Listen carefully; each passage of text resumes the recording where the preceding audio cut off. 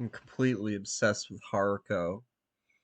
The way that the animators drew her feet is immaculate. I've never seen such draftsmanship in my life. It's only fitting that such a immaculate woman would be rendered by the greatest animation studio of all time. Me and Haruko have something going on. We kind of been seeing each other. We've been we've had a little thing going on for the last few years. Honestly, since maybe around college, maybe around like 7 years ago. She is quite a cutie, and she's very aggressive. She has a wild side. I think that our waifu tells us a lot about who we are. Like I would say that my personality code would be chaos. I think that is the simplest way of breaking down me as a system. Clotaire Repale applied codes to culture, that you could simplify a culture by describing it in as few words as possible. So, for example, for Germany, it might be order, or for England, it might be class, or as I prefer, control.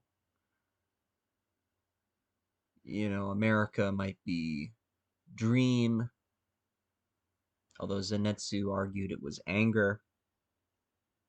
And I do the same thing with personality. So the simplest way to understand a personality is just to describe it using as few words as possible. Kind of like looking at the eye of a tornado and describing the very gist of its motion. So is it turning clockwise or counterclockwise? Is it elongated? Is it humid? Is it moving very quickly? It's the simplest way to understand a complex system. So I'm a chaotic person. Chaos is the primary theme in my personality. My perfectionism, my interest in materialism, even the very way that I speak is chaotic. I've always been a very clumsy kid. I've always been a scatterbrain, socially incompetent, just outright silly. And so, is it natural then that I would be attracted to such a chaotic person?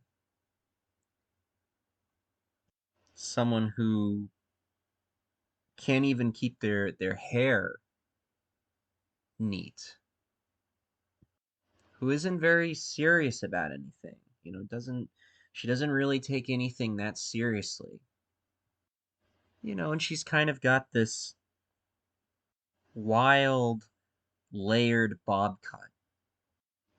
And I could never figure out what it was about that bob cut, but bob cuts drive me absolutely crazy. My absolute favorite combination is a bob cut with kind of a larger nose, like a large straight nose, kind of like Colleen Darnell's. I absolutely love that combination. And and Haruko is this kind of nasally girl. And while I wouldn't say that I'm a nasally person, she does have, really pale skin. And again, like her hair kind of looks like my hair. And so I'm wondering to what extent this is mirroring. I'm wondering to what extent this might be harkening back to my own mother. Because I think naturally we're attracted to people that remind us of our parents. My mother was a very silly person, also a very chaotic person. But I also think that kind of fetishism is compensatory. For example, I really love the mom from Home Movies. Her name is Paula, Paula from Home Movies. And she's like this very laid back tomboy mom. She's not really the best mom. She's kind of this anxious, socially clumsy, possibly autistic woman. And she's exactly the kind of lady who, isn't very critical. She's not going to attack you over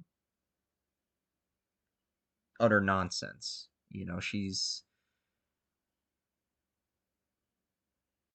She's easygoing, you know. She's non-threatening. And I really like that about her. And that's just because, I never really had that. I could never really be comfortable at home. In fact, I tend to feel more comfortable when I'm out in the woods than I am when I'm at home. So I feel like a lot safer in the woods. Like I feel kind of like the woods are my home. And so I guess I'm longing for, some woman that can just let things slide, and can empathize with me and can level with me and has some of the same problems herself. The other thing that I love about Haruko is her energy. She just has all of this excitement and energy. She's just this very, very, very intense person. And that's a really great description of me. I'm a very, very, very intense person. I am always like extremely optimistic. I'm always like filled with energy. And of course, I have trouble directing it in an organized manner.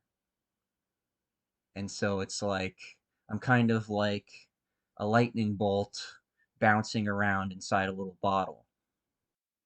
And I'm extremely obsessive and I think in such a narrow way. Like I'm always just extremely hyper focused on details. And this is also interesting because I see this reflected in my absolute favorite music. I like music that's extremely fast, very technical, chaotic, and eccentric. I like stuff like Captain Beefheart, Death Grip, Zach Hill, John Zorn, as on his album Spy versus Spy, which is basically jazz music over like grindcore drums. And it's just this very loud, echoing, chaotic mess. And that's the kind of music that I like. I don't like screamo or anything like that. I don't really like death metal, but I like, like really intense music. And so I'm thinking that even art involves mirroring. The type of art that we listen to reflects things about us back to us. I mean, look at Richard Spencer's obsession with James Bond. I would say that Richard Spencer's personality code is badass.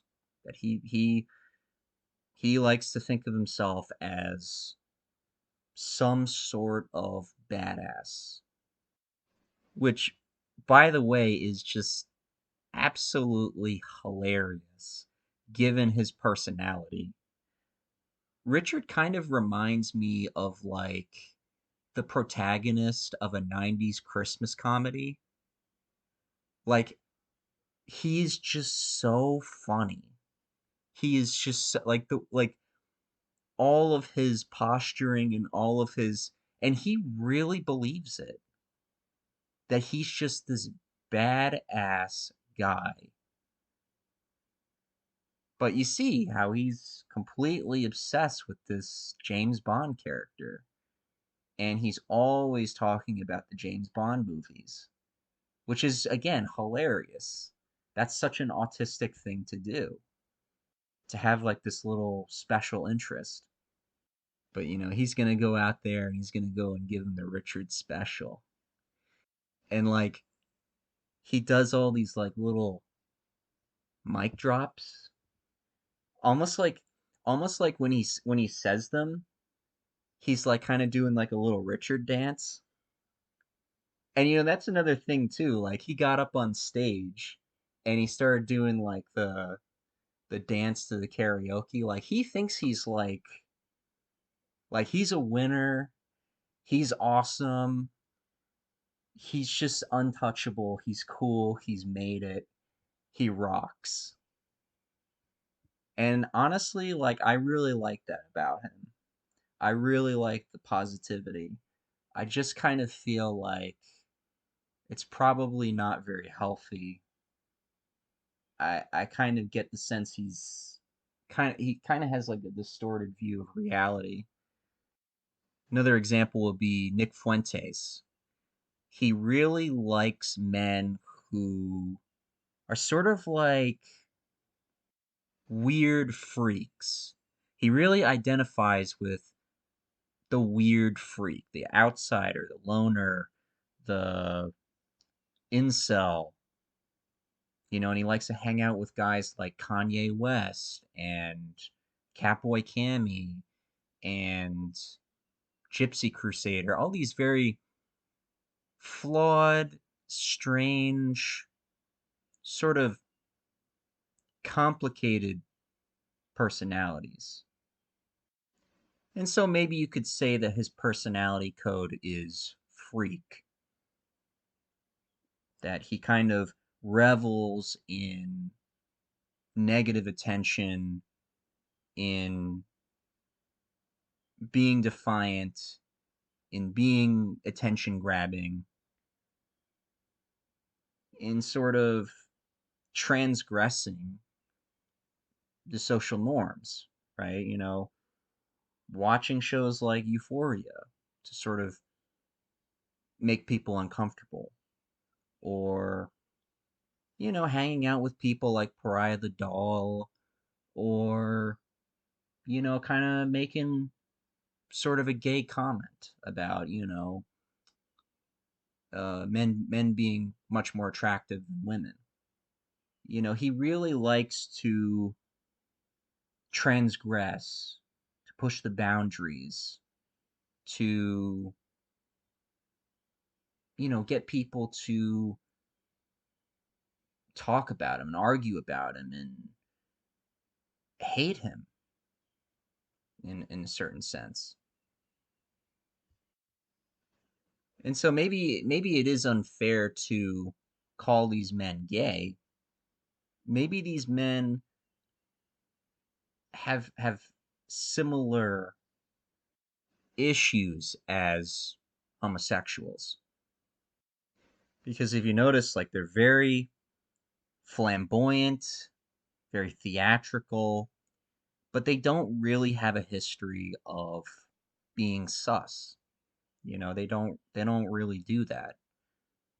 At least based on what we actually know, what we can actually prove.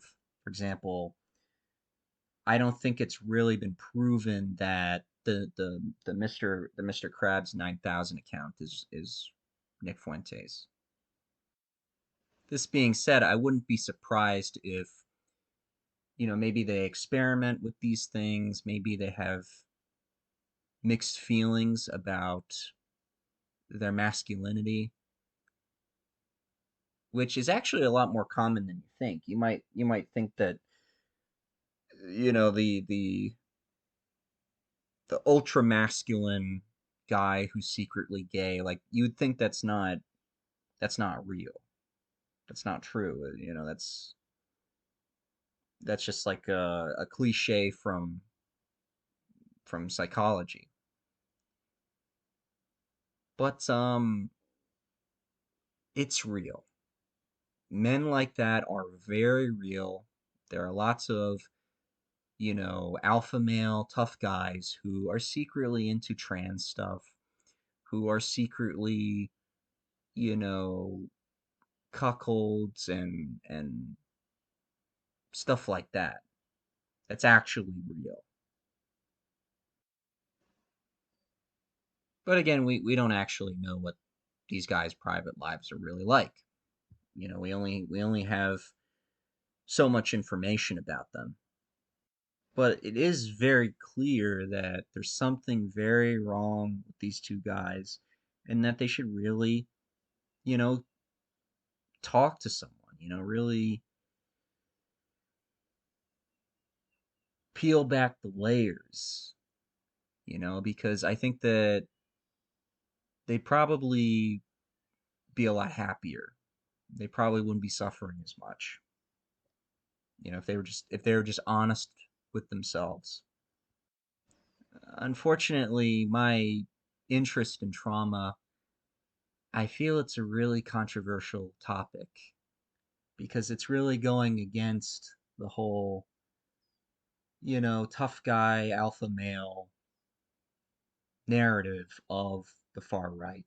Because that's one of the top things that these guys really pride themselves on, is being, like the emotionally dead hipster, right? The emotionally dead alpha male, pickup artist, warrior, whatever.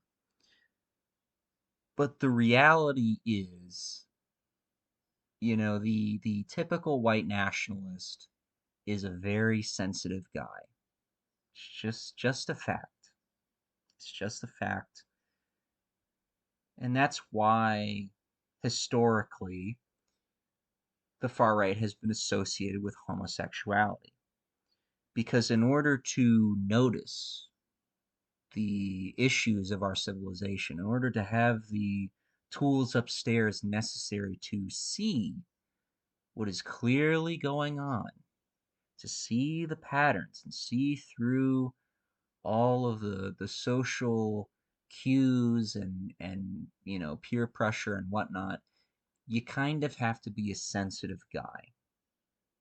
It's just a fact, and it probably means that far right people are more of a aristocratic persuasion. They kind of have soft hands, and they get very hurt by girls. They get their hearts broken, and they have very sensitive and narrow interests. They're very into, like, stuff that literally no one cares about, stuff that literally nobody else can see.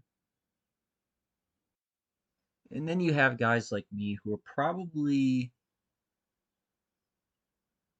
the most sensitive men out there.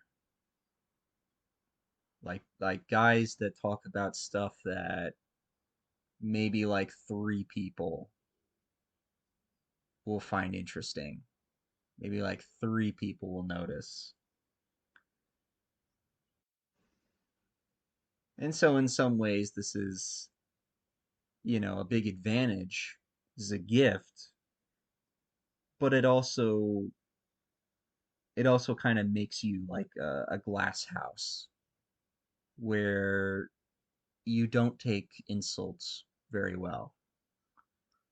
You don't take ambiguity and confusing statements very well. And you're very easily traumatized by the way that people criticize you.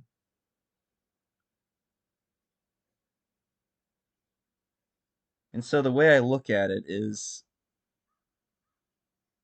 if you're going to have an intelligent movement, well, you're going to have to use sensitive men. You're going to have to cater to, this sort of sensitive type. And that kind of means feelings. That kind of means letting go of all this tough guy stuff, because a sensitive man is sort of like an eyeball. They can see all sorts of special and imperceptible patterns, but it's very easy to poke the eye out. And so you'll have these very sensitive discussions like this about Haruko's perfect white feet and how it ties back to my childhood trauma.